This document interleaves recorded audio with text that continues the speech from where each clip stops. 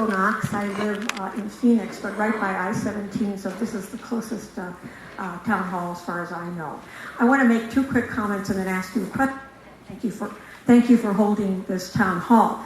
My quick comments deal with the fact that when people talk about health care, and you made a statement just a few minutes ago about the fact that the Republican plan, the kind of voucher plan for Medicare, would allow seniors to buy the most appropriate care for them. Health care is not like other markets where people can know in advance what they want and make a decision because I want a smaller TV, or I don't want cable, or I want this many cables.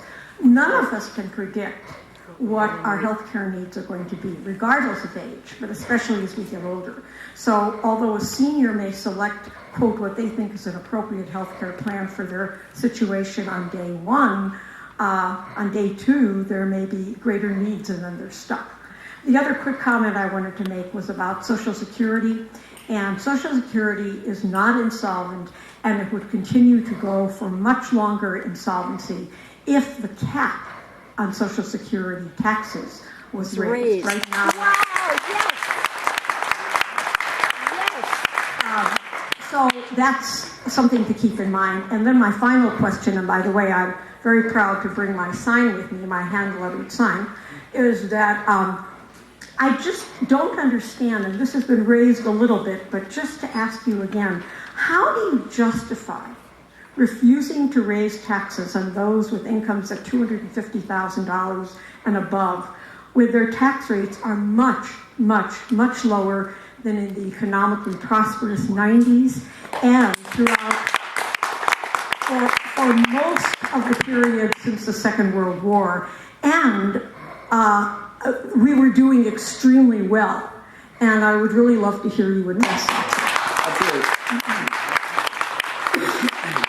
Thank you for your question. It's a great question. When you look at the historic tax rates for the top income beneficiaries, and you can look back in the 40s and 50s, and they did have very high tax rates. The problem was that there was enough loopholes where the rich actually didn't pay anything. And that's, They still don't. that's inaccurate.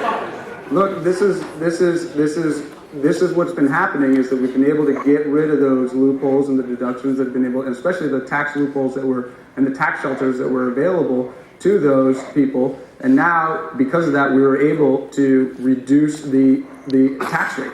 Because if you look at the revenues, and that's where we should be looking. If you look at the traditional revenues, they're about the same. They're, between 18 and 20%. I mean, that's what we should be looking for, and that's what we should be focusing on. Because the problem that we have is not a taxation problem, it is a spending problem. And if you look at the growth rate of spending, this is the thing about that we have a fundamental difference. Is that and there's been talk about taxing the rich and taxing the rich, but the problem is that the amount of empty promises that Washington has made, you can't tax the rich enough to actually pay for it. You really can't. And once that is actually understood, and you realize that, well, we can't tax the rich anymore, then there's going to be deep, deep cuts, and there's going to be this thing that some people call shared scarcity. And shared scarcity means we pay a lot more and we get a lot less. What I want is to have a tax policy that is fair and equitable, that will actually spur growth, spur job creation, and get rid of some of the deductions loopholes that are currently there. And I think that would be the best way to do it.